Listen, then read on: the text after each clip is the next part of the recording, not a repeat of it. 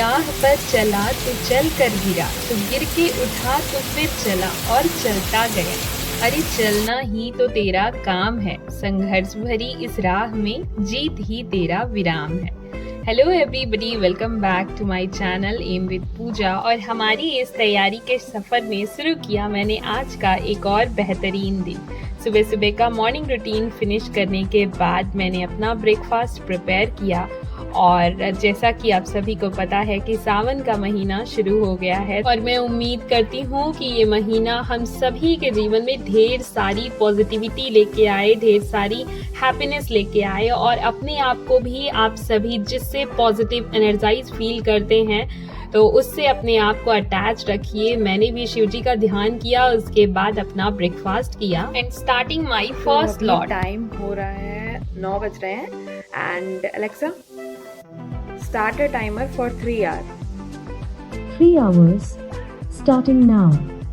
Okay, so 3 घंटे का timer start कर दिया है मैंने। और जैसा कि मैंने अपनी टू डू लिस्ट आप सभी के साथ शेयर की थी, तो अपने पहले स्लॉट में सबसे पहले मैं NIOS कवर करूंगी 504 का दूसरा वाला PDF, जिसमें कि मैथ्स से रिलेटेड बहुत सारी चीज़ें, मतलब कि मैथ्स में जो ऑपरेशंस या फिर जो शेप्स के बारे में हम बच्चों को पढ़ाते हैं तो वो कैसे उनको वोकेशनल ट्रेनिंग की तरह मतलब दिया जाए, इस तरीके से कि वो अपनी डेली लाइफ में भी बेसिक मैथ्स को यूज़ करें। जो अलजेब्रा है या फिर जो मेजरमेंट का कॉन्सेप्ट है, जो बेसिक चीज़ें हैं, वो डाटा हैंडलिंग वगैरह, तो वो सारी चीज़ें बच्चे जो है वो अपनी डेली लाइफ में यूज़ करें, कैसे पढ़ाना है। और बाकी तीसरा जो PDF है उसमें ब्लॉक नंबर 504 का, उसमें असेसमेंट से रिलेटेड चीज़ें हैं, लेकिन आज मैं सेकंड ही कवर करूंगी एंड पहले स्लॉट में मैं इसको कवर करने के बाद टाइम बचेगा तो मैं इंग्लिश पढ़ूंगी। इंग्लिश में आर्टिकल का लेक्चर मुझे अटेंड करना है। और साथ ही जो लोग भी मेरी टू डू लिस्ट से कोरिलेट करके अपनी पढ़ाई को कर रहे हैं तो उनसे मेरी रिक्वेस्ट है कि आप डेली व्लॉग्स को देखा करें, तब मैं जो भी टॉपिक जैसे आर्टिकल मैं कोर्स से कवर कर रही हूँ तो उनका 4 लेक्चर है अगर आर्टिकल का, तो मेरा 4 दिन आर्टिकल चलेगा। मतलब एक दिन कोशिश करती हूँ, 1.5 घंटे का लेक्चर होता है तो कवर करने में 2 घंटे हो जाते हैं, और उससे ज़्यादा अगर किसी सब्जेक्ट को पढ़ो तो थोड़ा सा वो उबाऊ सा हो जाता है, तो मैं प्रेफर करती हूँ कि फिर प्रैक्टिस करूं एक लेक्चर के बाद में। सो टाइमर हो चुका है कंप्लीट एंड अभी बज रहे हैं 12। पहले स्लॉट के बाद मैंने लिया ब्रेक और बाहर हो रही थी बारिश और मैंने मौसम एंजॉय किया अपने ब्रेक में। एंड आप लोग भी लगातार स्टडी करते हैं तो बीच बीच में ब्रेक लेते रहा कीजिए। जैसे मैं 50 मिनट्स के बाद 10 मिनट्स का ब्रेक लेती हूँ। आप लोग कई बार मुझसे पूछते हैं कि लगातार मैं कैसे इतने घंटे मतलब बैठ के पढ़ लेती हूँ, तो देखिए ये मेरा लगभग दूसरा महीना कंप्लीट होने वाला है, तो धीरे धीरे करके आपके साथ भी हो जाएगा, आप भी लगातार पढ़ने लगेंगे।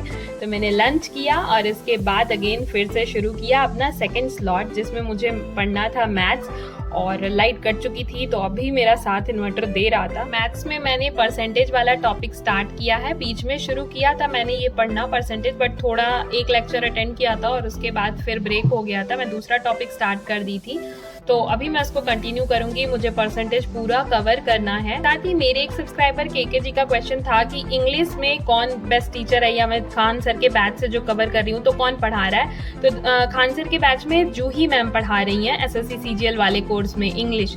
एंड अगर पूछे कि बेस्ट कौन पढ़ाता है, मतलब ये बताऊँ तो देखिए बेस्ट प्रिंस सर पढ़ाते हैं खान सर के बैच में ही। वो एक उनका एक अलग से कोर्स है फाउंडेशन का, 400 या 500 फीस है उनकी, और वो बहुत अच्छा पढ़ाते हैं। मतलब CGL के कोर्स से पहले मैंने ऐसे ही इंग्लिश का बैच ले लिया था फाउंडेशन, मतलब अपना इंग्लिश स्ट्रॉन्ग करने के लिए, तो बहुत अच्छा पढ़ाते हैं। वोकैब की जो ट्रिक्स भी मैं आपके साथ में टेलीग्राम पे शेयर करती हूँ ना, इडियम एंड फ्रेजेस वाला, तो वो ट्रिक्स के थ्रू ही याद कराते हैं, वो ही मैं शेयर करती हूँ। तो मुझे पर्सनली प्रिंस सर का बैच बेस्ट लगता है। सो आई होप आप सभी अपनी प्रिपरेशन अच्छे से कर रहे होंगे, सबकी पढ़ाई अच्छे से चल रही होगी। बाकी बीच बीच में मतलब जैसा हम शेड्यूल प्लान करते हैं वो रेगुलर बेसिस पे नहीं चलता है, बट ज़रूरी है कि आप कंसिस्टेंसी को मेंटेन करें। कल की अभी जो आपने व्लॉग देखा तो वो मेरा ट्यूसडे वाला व्लॉग था एंड मैं नहीं अपलोड कर पाई थी क्योंकि मैंने शेयर किया था आप लोगों के साथ टेलीग्राम पे ड्यू टू बैड वेदर, इधर बिल्कुल लाइट नहीं थी। और अभी आज कल की कटी हुई आज शाम में 4 बजे लाइट आई है, तो कल का मेरा दिन ऐसा ही गया था। 3-4 घंटे की पढ़ाई हुई थी और आज भी थोड़ी बहुत ही पढ़ाई हुई है 3-4 घंटे की, तो मैं उतनी स्टडी नहीं कर पाई, बट कोई बात नहीं। आई होप कि अब सारी चीज़ें ठीक हो जाएं तो मैं फिर से सारी चीज़ें अपनी प्रिपरेशन और जो भी टाइमिंग है वो मैं कंटिन्यू कर पाऊँ, स्टडी आवर्स मेंटेन कर पाऊँ। बाकी आप सभी के साथ में मुझे टीजीटी की जो अभी आपका दिल्ली का गैजेट जो आया है उस पर बातें करनी थी कि मैंने टेलीग्राम पे शेयर तो कर दिया है आपके साथ, आप सभी ने देख भी लिया होगा।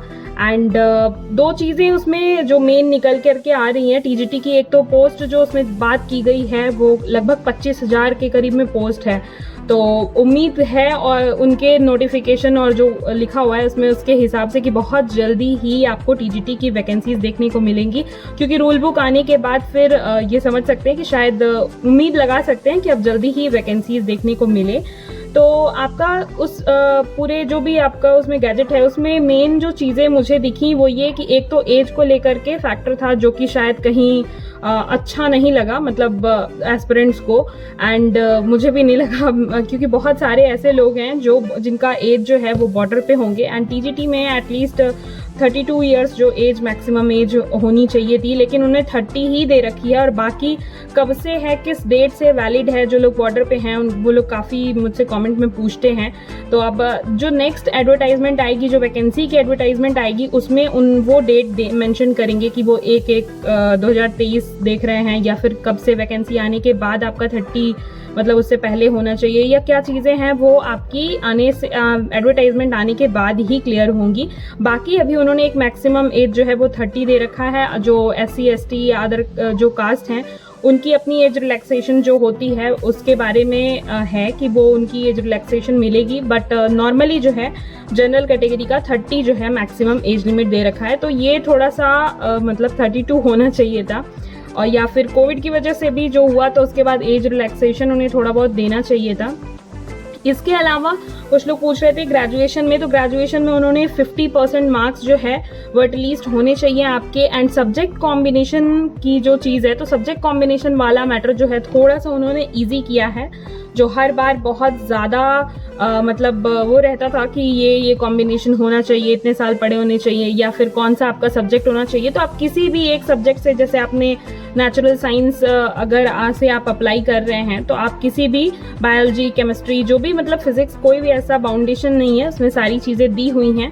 बाकी अगर आपको आपके सब्जेक्ट से रिलेटेड कोई भी डाउट हो कि आप अप्लाई कर सकते हैं या नहीं आपका सब्जेक्ट कॉम्बिनेशन, तो आप कॉमेंट करें, I will definitely try to answer कि आप एलिजिबल हैं या नहीं, जो भी चीज़ें। बाकी आप PDF से भी एक बार पढ़ के देख सकते हैं, उसमें सारी चीज़ें मेंशन है। तो ये थोड़ा सा रिलैक्सेशन है, जो आपका सब्जेक्ट कॉम्बिनेशन वाला चीज़ है उसको और ज़्यादा KVS की तरह मतलब हेक्टिक नहीं बनाया है।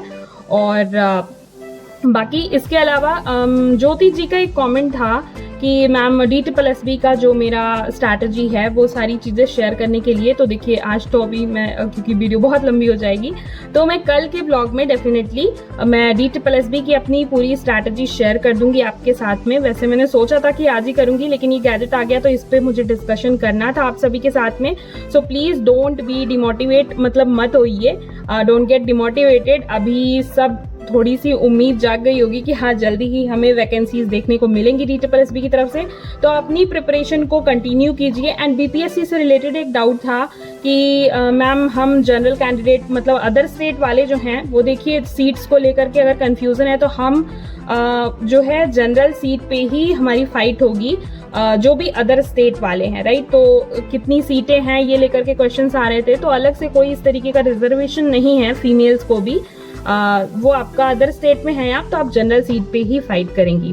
बाकी अगर आपका कोई भी डाउट हो तो आप कमेंट में ज़रूर मुझसे पूछें, आई will definitely answer your question. अपनी प्रिपरेशन सभी अच्छे से करते रहिए एंड स्टे कनेक्टेड। कोई भी डाउट हो तो मुझसे ज़रूर पूछिएगा। मिलते हैं कल के ब्लॉग में।